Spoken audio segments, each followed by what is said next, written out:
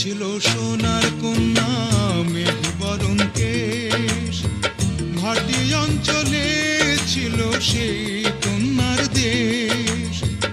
দুই চোখে তারাহারে কি মায়া, নদীর জলে পড়ল কন্যার ছায়া।